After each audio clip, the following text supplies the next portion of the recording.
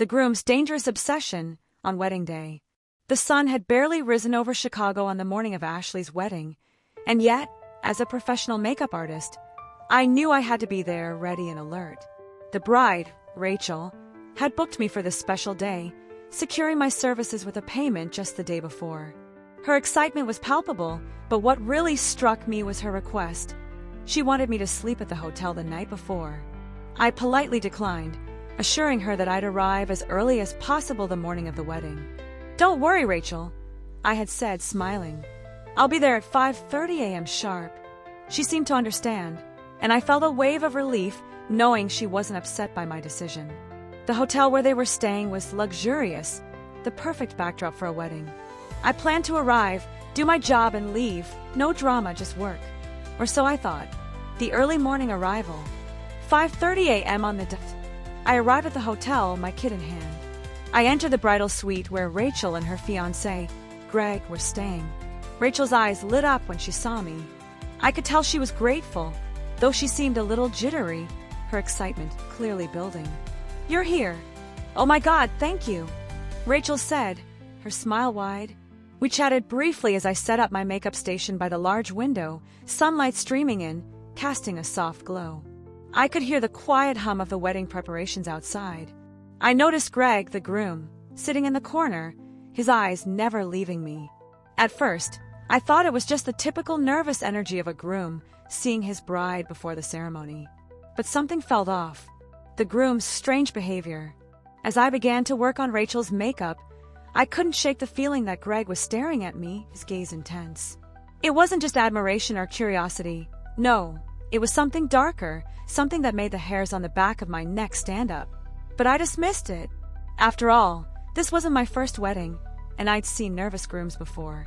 The atmosphere in the room was busy but lighthearted, and as I finished Rachel's flawless makeup, Greg seemed to relax.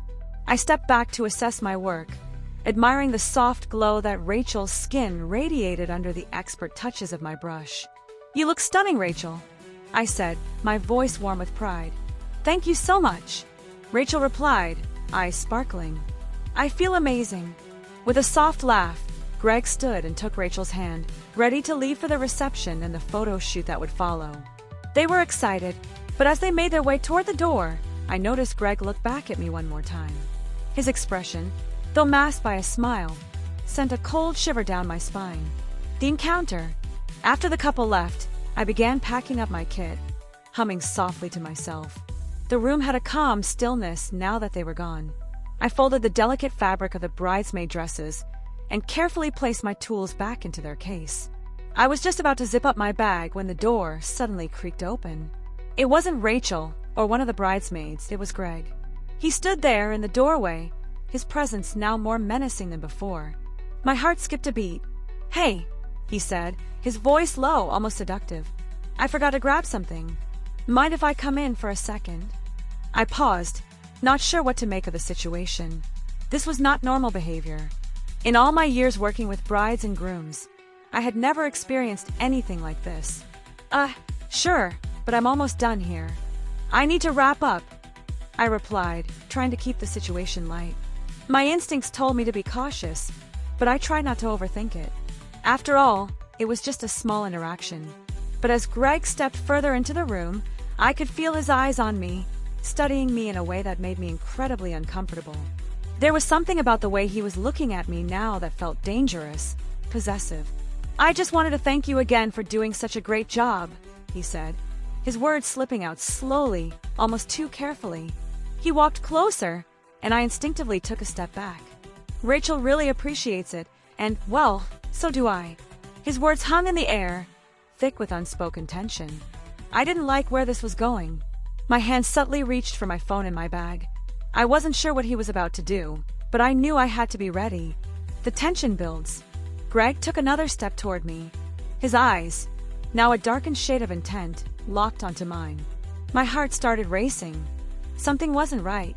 I tried to remind myself that this was a wedding day, a day meant to be filled with joy, but the atmosphere in the room had shifted into something entirely different. It felt almost suffocating, like I was trapped in the eye of a storm. "So," Greg said, his voice low and almost too smooth, "you've been around weddings a lot, right? You've seen how it all plays out.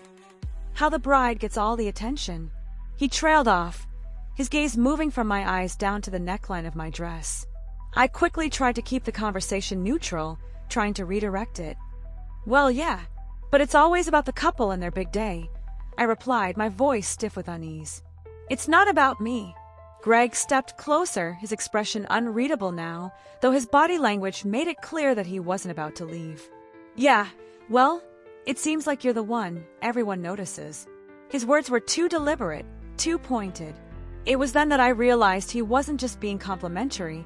There was something darker at play. I had to get out of this room, and fast. The escape. Before I could react, I heard a noise outside the door.